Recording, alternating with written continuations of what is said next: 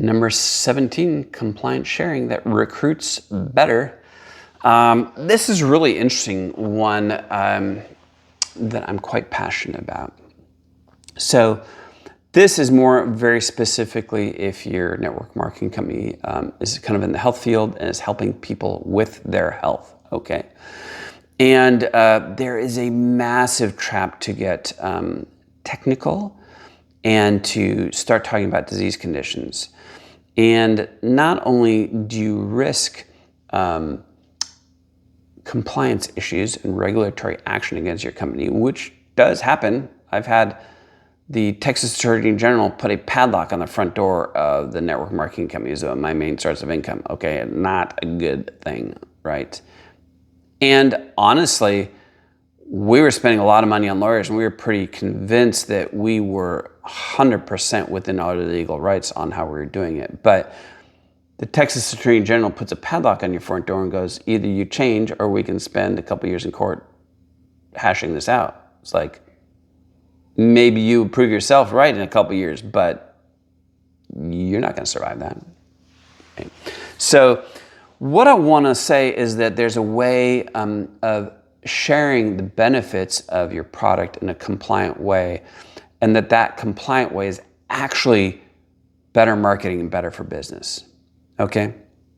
So I got this insight from my mentor. She's a naturopathic doctor. And, she used to charge $250 an hour and she didn't take insurance. She was very busy, right? But she's a very sharp businesswoman. And she asked herself, like, okay, if I'm charging $250 an hour and I'm not taking insurance, I have to make sure that the person is getting the benefit that they want, right? Features tell, benefits sell. Features tell, benefits sell. Remember, high tech, low check. I'm going to keep hammering this back more. So she would have clients coming in, and these clients have a lot of very serious medical conditions, a lot of disease states, okay? And she would ask them, what do you want me to do for you? What do you want to get out of your investment with me? Does that make sense? And she goes, in general, I would get 4 things people were looking for. Okay, the 4 benefits people are looking for. People go, well, man, I want to sleep better. I want to have more energy. I want to have better mental clarity and less pain. And that was the same almost across the board. And so one thing to understand is, and this may sound weird, is like your friend doesn't actually care that they have a disease state. What they really care about, the pressing urgent need, is that they don't have energy, they're not thinking clearly, they're in pain, and they're not sleeping, right? And when I present them with something that could help them sleep better, have better mental clarity, less pain, and more energy, I forget what the 4 things, right? They're like, yeah, it's cool, I'll try it, right? Keep this in mind, we are not paying you to be a medical professional. Even if you are a medical professional, right? Like our company, our network marketing company isn't paying you for that role. We are paying you to be a network marketer and pay you to move product, okay? Now, the issue is that some of you people think you're in the convincing business and that you need to educate someone into submission and make sure they take a product that they weren't actually even interested in taking in the first place, right? So I'm talking to Susan. I'm like, Susan, oh, your MS, this will help your MS. Susan's like, really? Susan wasn't expecting me to talk to her about her clinical condition because, like, I'm her friend who's like a bus driver or something. Does that make sense? She's like, really? Wow. Okay. Yeah, but I have this particular type of MS. Do you have a clinical research? And can I talk to someone with my particular type of MS? I'm like, let me get back to you. I took all this effort. I'm like, here, I tracked down some research. And I've got someone who actually talked to you on the phone. She's like, oh, okay, cool. Well, this looks cool. What's the next step? Well, the next step is I got to go talk to my doctor because we're having a clinical conversation and I get clinical advice from him. And I ask my doctor, is this going to help me? And no doctor can recommend that you take something that is not in accepted standard of care. So your doctors are going to go, no, it's not going to help you. They're like, well, my doctor said I shouldn't do it. right? That's fun and ineffective. But I was like, oh, you're not feeling very well? You should try this. Man, I've been sleeping better. I have great energy. I've got less pain.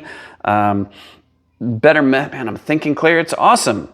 She's like, would it help with my MS? Like, man, I have no idea if it would help with your MS. I don't. But what I'm thinking from what hearing from a lot of people, you would feel a lot better though. She's like, okay, yeah, I'll try it. I want to feel better. See how much simpler that is, right? And so it's a more effective marketing technique, right? And it covers the company's butt compliance-wise. So understand this. Pharmaceutical companies will play hardball. They'll play hardball, right?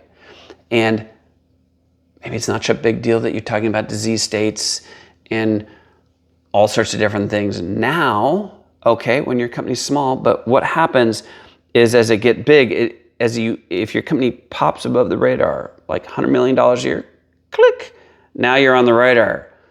The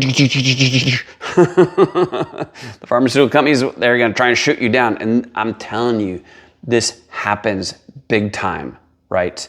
Like I was with a network marketing company and we were getting amazing results. We were talking about a lot of disease states, and we're talking about the disease states that take money out of big pharma's pockets, cancer, things like that, okay? And ABC's 2020 did an expose on our company because, of course, they're 100% honest, right?